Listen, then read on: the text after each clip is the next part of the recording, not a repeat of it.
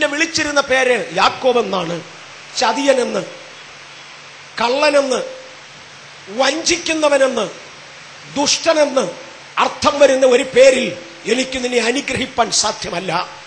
നിന്റെ വല്യപ്പൻ അബ്രഹാമിനില്ലാതിരുന്ന ഈ പേര്, നിന്റെ അപ്പൻ ഇസഹാക്കിനില്ലാതിരുന്ന ഈ പേര് നീ എവിടെ നിന്ന് കൊണ്ടുവന്നു? ഈ പേരിൽ നിന്നെ അനുഗ്രഹിപ്പാൻ സാധ്യമല്ല. എന്നാൽ ഞാൻ നിന്റെ പേര് മാറ്റട്ടെ, പ്രഭു എന്ന് നിനക്ക് പേരാകും. അന്നു മുതൽ അവനെ പ്രഭു എന്ന് വിളിക്കുവാൻ അർഹതയുണ്ടായിട്ടും തിരുവചനത്തിന്റെ തുടർന്നുള്ള അധ്യായങ്ങളിൽ വായിക്കുമ്പോൾ ഇടകലർത്തി യാക്കോബെന്നും ഇസ്രയേലെന്നും ഇദ്ദേഹത്തെ വിളിക്കുന്നതായി കാണാം. ഞാൻ ആ തിരുവചന ഭാഗത്ത് അല്പം കൂടെ ഗൗരവമായി തൊടട്ടെ. നമ്മിൽ അനേകരുടെ പേര് ദൈവം മാറ്റിയാലും ഇടയ്ക്കിടയ്ക്ക് പഴയ അനുഭവങ്ങൾ നമ്മിലേക്ക് കയറി വരാറുണ്ട്.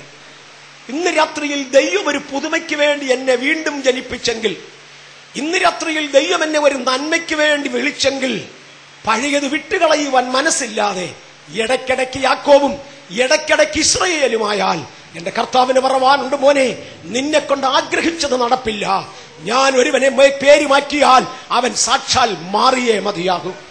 പകുതി മാറി നിൽക്കുന്ന പലരും നമ്മുടെ ഇടയിലുണ്ട്. ഇന്ന് രാത്രിയിൽ പകുതി മാറിയവരെ നമുക്ക് ഉദാഹരണമാണ് യാക്കോബ് എന്ന് മറക്കരുത്. കർത്താവ് പറഞ്ഞു, ഈ യാക്കോബിനെ കൊണ്ട് ഒരു വേല നടക്കത്തില്ല. പകരം ഞാൻ അടുത്ത തലമുറയിൽ നിന്ന് മുഴുവനും മാറുന്ന ഒന്നിനെ എടുക്കുവാൻ പോകുകയാണ്. ഞാൻ അവന്റെ അകത്തേക്ക് ഒരു ദർശനം പകരും, ഞാൻ അവന്റെ അകത്തേക്ക് ഒരു വെളിപ്പാട് പകരും. പ്രൊവെർബ്സ് സദൃശവാക്യങ്ങളിൽ ഒരു വാക്യമുണ്ട്, ദർശനമില്ലാത്ത ഇടത്ത് ജനം മര്യാദ കെട്ട് നടക്കുന്നു, വെളിപ്പാടില്ലാത്ത ഇടത്ത് ജനം മര്യാദ കെട്ട് നടക്കുന്നു. ഇംഗ്ലീഷിലെ കിങ് ജെയിംസ് വെർഷനിൽ പീപ്പിൾ പെരീഷ് എന്ന പദമാണ് ഉപയോഗിച്ചിരിക്കുന്നത്. ആ പെരീഷ് എന്ന പദം കൊണ്ടുവന്നിരിക്കുന്ന ഒരു എബ്രായ വാക്കുണ്ട്, പരൽ. ആ വാക്കിന്റെ അർത്ഥം റൺ ഇൻ പാരലൽ ലൈൻസ്. കണക്ക് പഠിക്കുന്ന, ഫിസിക്സ് അറിയാവുന്നവർക്ക് ഓർമ്മ കാണും, ഒരിക്കലും പാരലൽ ലൈൻസ് തമ്മിൽ തൊടുകയില്ല. ഒരേ അകലത്തിൽ ദീർഘകാലം യാത്ര ചെയ്യുവാൻ കഴിയുമെങ്കിലും ഒരിക്കലും ആ ലൈനുകൾ തമ്മിൽ കൂട്ടിമുട്ടുകയില്ല. ഇന്ന് രാത്രിയിൽ മറക്കരുത്, ഗൗരവമായി ശ്രദ്ധിച്ചാൽ അനേകരും ദൈവിക പദ്ധതികളുടെ പാരലൽ ലൈനുകളിൽ യാത്ര ചെയ്യുന്നതായി കാണാം. അവരെന്നും ധൃതിയാണ്, എന്നും ആരാധനയുണ്ട്, എന്നും സന്തോഷമുണ്ട്, എന്നും മീറ്റിങ്ങുകളാണ്, എന്നും ആനന്ദമുണ്ട്. പക്ഷെ ഒരു കാലത്തും ദൈവിക പദ്ധതിയിൽ വരികയില്ല. അവരെന്നും പാരലൽ ലൈനിൽ പോകുകയാ. എന്താണ് സംഭവിച്ചത്? ദൈവത്തിന്റെ പദ്ധതി എന്ത് എന്ന് തിരിച്ചറിയുവാൻ കഴിയാതെ പോയി. ഇന്ന് രാത്രിയിൽ ദൈവിക പദ്ധതി തിരിച്ചറിയുവാൻ കഴിയുന്ന ഒരു ജനവിഭാഗത്തെ എന്റെ ദൈവത്തിന് ആവശ്യമുണ്ട്. ആ ജനവിഭാഗത്തെ എന്റെ ദൈവത്തിന് ഉപയോഗിക്കുവാൻ കഴിയും. വെളിപ്പാടില്ലാത്ത ഇടത്ത് ജനം മര്യാദ വിട്ടു നടക്കുന്നു.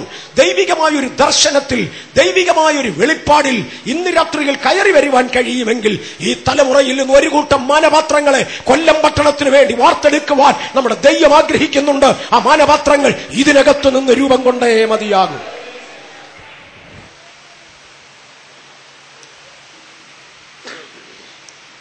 യാക്കോബിന് ഒരു മകൻ ജനിച്ചു, യോസഫ് എന്നവന് പേരിട്ടു. യാക്കോബിന്റെ ജീവിതത്തിൽ നഷ്ടമായത് ജോസഫിന്റെ ജീവിതത്തിൽ പൂർത്തീകരിക്കുവാൻ ദൈവവും തീരുമാനിച്ചു. ജോസഫിന്റെ ജനനശേഷം യാക്കോബിനോട് ദൈവവും ഇടപെട്ടു.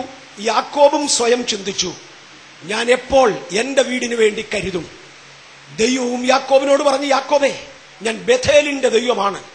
പണ്ടൊരിക്കൽ നീ കല്ലിനെ തൂണായി അഭിഷേകം ചെയ്ത ബേഥേലുണ്ടല്ലോ, ഞാൻ അതിന്റെ ദൈവമാണ്. നീ ബേഥേലിലേക്ക് മടങ്ങി വരിക, എനിക്കൊരു യാഗപീഠം പണിയുവാൻ പണ്ട് എന്നോടൊരു വ്യവസ്ഥ ചെയ്തത് ഓർക്കുക.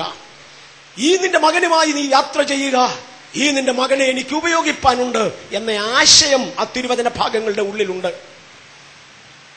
ചില ദിവസങ്ങൾക്കകം യാക്കോബ് യാത്ര തിരിച്ചു. അവർ ഒരുമിച്ച് പോകുന്ന കൂട്ടത്തിൽ യാക്കോബ് യോസേപ്പിന് വേണ്ടി ഒരു പുതിയ അങ്കി ഉണ്ടാക്കി യോസേപ്പിനെ ധരിപ്പിച്ചു. ഒന്ന് ഗൗരവമായി ശ്രദ്ധിക്കേണ്ടതിന് ആ കാര്യം ഓർപ്പിക്കട്ടെ. ഒരു പുതിയ അങ്കി ഉണ്ടാക്കി, ഒരു പ്രത്യേക കുപ്പായം ഉണ്ടാക്കി എന്ന് മാത്രം മലയാള വേദപുസ്തകം പറയുമ്പോൾ ബഹുനിറങ്ങൾ ഉൾക്കൊള്ളുന്ന വർണ്ണനിബിഡമായ ഒരു കോട്ടുണ്ടാക്കി മകന് കൊടുത്തുവെന്ന ആശയമാണ് ഇംഗ്ലീഷ് വേദപുസ്തകത്തിൽ a coat of many colours. യോസേപ്പ് അവന്റെ സ്വന്തം സഹോദരന്മാരെ നോക്കുമ്പോൾ എം.എ. വർഗീസിനെ നോക്കുന്ന പോലെ ആയിരിക്കും ഒന്ന് അല്ലെ രണ്ട് കളറ്, അല്ലെ ഇവിടെ വേറൊരാളിനെ നോക്കുന്ന പോലെ ആയിരിക്കും ഒറ്റ നിറം. അവൻ സ്വയം നോക്കുമ്പോൾ തന്റെ ഒരുപാട് നിറമുണ്ട്. എനിക്ക് അച്ചാച്ചന്മാർക്കൊക്കെ ഒരു നിറമോ രണ്ട് നിറമോ ഉള്ളൂ, എനിക്ക് ഒരുപാട് നിറമുണ്ട്. അവന്റെ അകത്തോട്ട് ഏതാണ്ടൊരു ധാരണ കയറി, ഞാൻ സാധാരണക്കാരനല്ല, സാധാരണക്കാരിൽ നിന്നും വിഭിന്നനാണ്.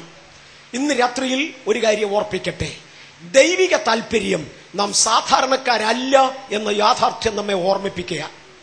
പിശാചിന് ഒരു മറുവശമുണ്ട്, സാധാരണക്കാരാണ് എന്ന് നിങ്ങളെ ഓർമ്മിപ്പിക്കുക. റോമിൽ ചെന്നാൽ റോമക്കാരനെ പോലെ ജീവിക്കണം, നാടോടുമ്പോൾ നടുവേ ഓടണം, നാട്ടിൽ ചെന്നാൽ നാട്ടുകാരെ പോലെ ഇരിക്കണം, നീ സാധാരണക്കാരനാണ് എന്ന് പറഞ്ഞ് വ്യക്തികളെ തകർക്കുവാൻ ഒരു വശത്ത് പിശാച് നിൽക്കുമ്പോൾ ദൈവത്തിന് പറവാനുള്ളത്, കുഞ്ഞെ മറക്കരുത്, നീ സാധാരണക്കാരനല്ല. നിന്റെ 11 സഹോദരന്മാർക്കില്ലാത്ത ഒരു വർണ്ണ മഹിമ നിനക്കുണ്ട്, നീ സാധാരണക്കാരനല്ല. മറ്റൊരുവനെ കണ്ടാൽ എങ്ങനെ ഇരിക്കും അതുപോലെ ഞാനും ഇരിക്കണം. ഇന്നത്തെ ഫാഷൻ എന്ത് അത് തന്നെ എനിക്കും വേണം. ഇന്നെന്റെ കൂട്ടുകാർ ഉപയോഗിക്കുന്നത് എന്ത് അത് തന്നെ എനിക്കും വേണം. ഇതാണ് പിശാചിന് പറവാനുള്ളതെങ്കിൽ ദൈവത്തിന് പറവാനുള്ളത് അല്ല, നിന്റെ സഹോദരന്മാരെക്കാൾ നീ വ്യത്യസ്തനാണ്, നിനക്ക് ഞാൻ ബഹുനിറത്തിൽ ഒരു കുപ്പായം തരികയാണ്. വെളിപ്പാട് പ്രാപിക്കുന്ന ദൈവജനം, ദർശനം ഏറ്റെടുക്കുന്ന ദൈവജനം, ദൈവത്തിന്റെ പ്രഭുക്കൾ എന്നും വ്യത്യസ്തരെന്ന് ദൈവം അവരെ ഓർമ്മപ്പെടുത്തിക്കൊണ്ടിരിക്കും, ദൈവം അവരെ ബോധപ്പെടുത്തിക്കൊണ്ടിരിക്കും.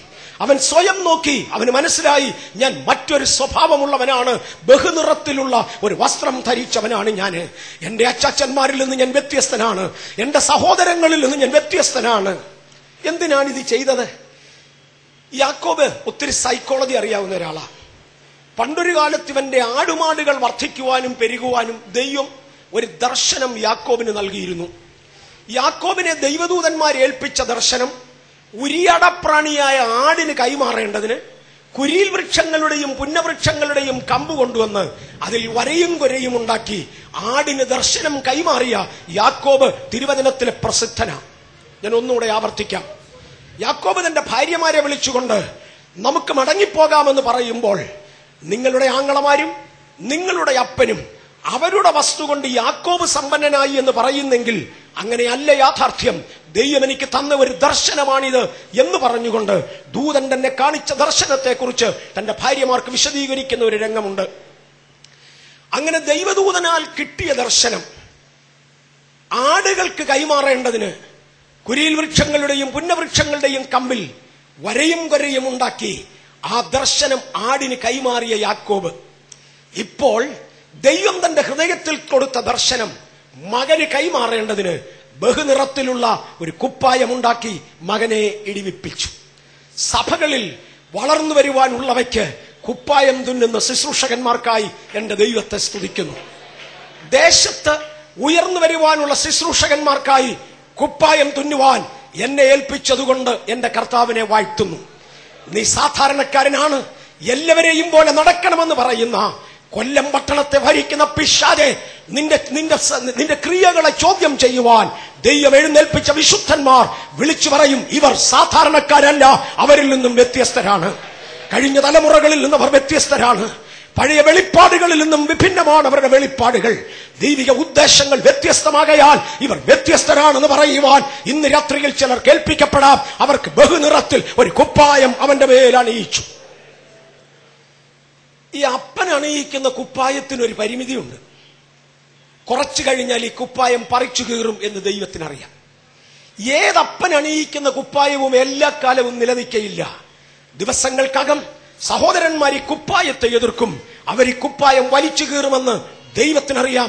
ആകയാൽ കുപ്പായം കൊണ്ട് ആരംഭിച്ച ദിവ്യ ദർശനം കീറിപ്പോകാത്തതുപോലെ അവന്റെ അകത്തുറപ്പിക്കുവാൻ ദൈവിക ദർശനം നൽകുവാൻ ദൈവവും തീരുമാനിച്ചു. ശുശ്രൂഷകന്മാർക്ക് ബാഹ്യമായ ചിലത് പറഞ്ഞു കൊടുക്കുവാൻ കഴിയും. തിരുവചനത്തിന്റെ മർമ്മങ്ങളിലേക്ക് ഇതിനകത്തിരിക്കുന്ന ദൈവജനത്തെ കൊണ്ടുപോകുവാൻ ഇത്തരം മീറ്റിങ്ങുകൾക്ക് കഴിയും. എന്നാൽ പറിച്ചു മാറാതെ വണ്ണം ഹൃദയത്തിന്റെ മാംസപ്പലകകളിൽ അത് എഴുതുവാൻ ദൈവത്തിന് മാത്രമേ കഴിയുകയുള്ളൂ.